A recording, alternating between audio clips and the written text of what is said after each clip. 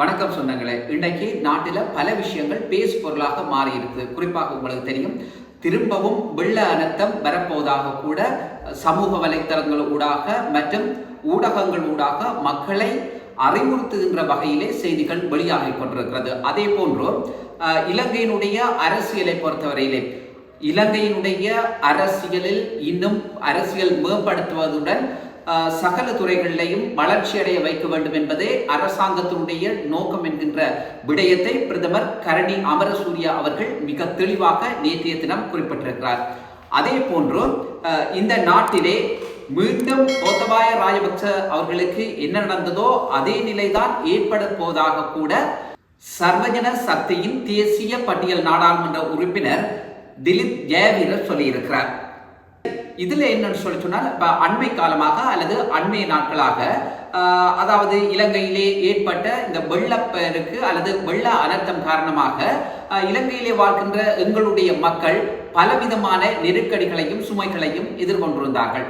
திரும்பவும் மீண்டும் ஒரு புயல் அல்லது வெள்ளப்பெருக்கு ஏற்பட போவதாக கூட செய்திகள் தற்போது வெளியாகிக் கொண்டிருக்கிறது. அதுவும் நாளைய தினம் புயலுடன், அதாவது வடக்கு கிழக்கிலே இந்த தாளமுக்கம் மைய கொள்ளப் போவதாகவும், குறிப்பாக கனத்த மழை பெய்யக்கூடிய சாதகமான சூழல் இருப்பதாக கூட வானிலை ஆராய்ச்சி நிலையம் இந்த செய்தியை வெளியிட்டிருக்கிறது. சரி, இது ஒரு விடயமாக இருந்தாலும் கூடவே, ஆனால் இருந்த போதிலும் இந்த விஷயத்திலே எங்களுடைய மக்கள் மிக மிக அவதானத்துடன் இருக்க வேண்டியதாக இருக்கிறது.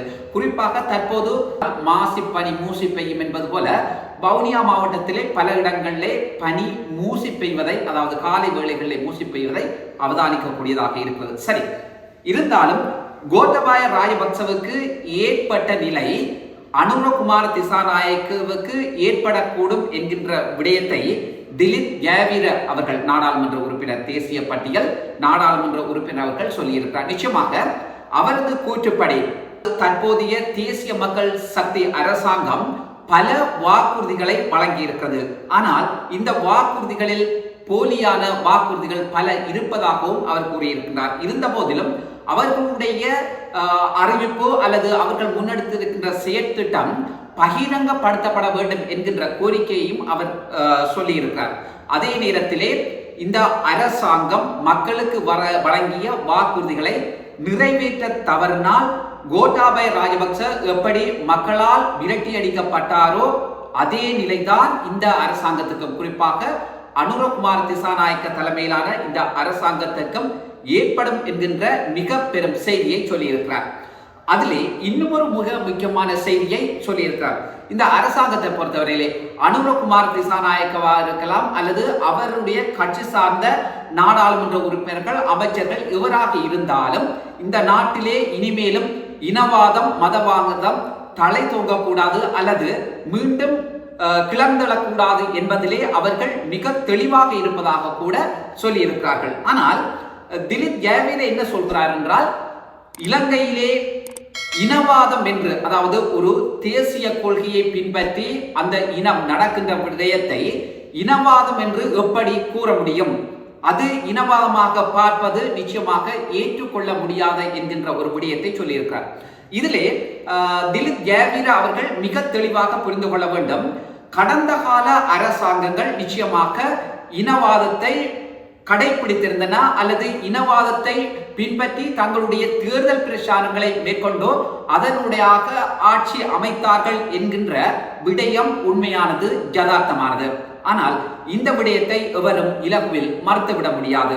இருந்த போதிலும் இந்த இனவாதத்தின் ஊடாக பாதிக்கப்பட்டவர்கள் யார் என்று பார்ப்போமாக இருந்தால் நிச்சயமாக சிறுபான்மையின மக்கள், அவர்களிலும் குறிப்பாக தமிழ் மக்கள் மிக மிக மோசமான பாதிப்புகளை அல்லது அவலங்களை சந்தித்திருக்கிறார்கள். இது எங்களுக்கு வரலாறு கற்றுத்தந்த பாடமாக கூட இருக்கிறது. இந்த விடயத்திலே அனுரகுமார திசாநாயக்க அவர்களை பொறுத்தவரையிலே இன்று இந்த இனவாத பிரச்சனையை முன்னெடுத்திருப்பது நிச்சயமாக பாராட்டப்படக்கூடிய ஒரு விஷயமாக இருக்கிறது. ஏனென்று சொல்லி சொன்னால், இந்த இனவாதம் தான் இந்த நாட்டிலே மக்களுக்கு இடையில் அல்லது இனங்களுக்கு இடையில் இந்த பிரச்சனைகளை தோற்றுவிப்பதற்கு பிரதான கருப்பொருளாக இருக்கிறது. ஆனால் அனுரவை பொறுத்தவரையிலே அவரது ஆட்சி காலத்திலே நிச்சயமாக இனவாதம் மதவாதம் தற்போது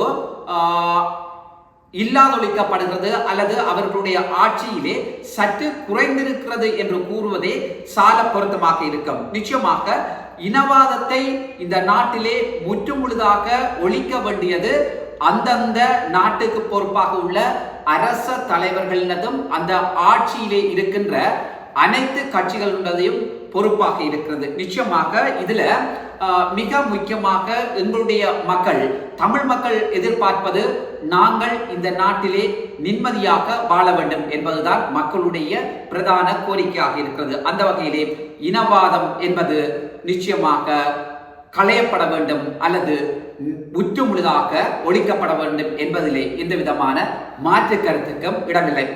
இருந்த போதிலும் இன்னொரு விஷயத்தை பிரதமர் கொழும்பு மருத்துவ பீடத்தில் நேற்றைய தினம் நடைபெற்ற டிஜிட்டல் நூலக மாநாட்டிலே கலந்து கொண்டு உரையாற்றுகின்ற போதே அவர் இந்த விடயத்தை சொல்லியிருக்கிறார்.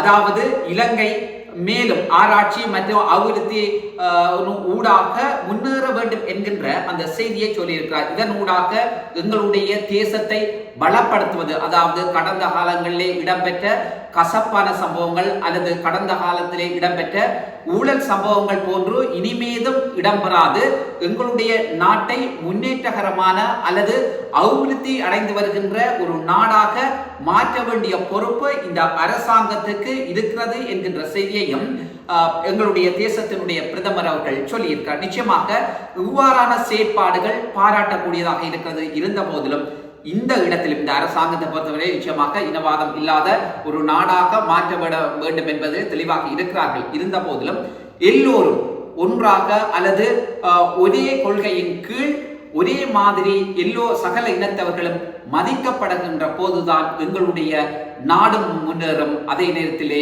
இனங்களுக்கு இடையிலான ஒற்றுமையும் பலப்படும் என்பதிலே எந்த விதமான சந்தேகமும் கிடையாது. நல்லது சொந்தங்களே, இன்றைய தொகுப்பிலே நாங்கள் முக்கியமான சில விடயங்கள் தொடர்பாக பார்த்திருந்தோம் அல்லது ஆராய்ந்திருந்தோம். மீண்டும் ஒரு தொகுப்பினூடாக உங்கள் அனைவரையும் சந்திக்கின்றேன். நன்றி, வணக்கம்.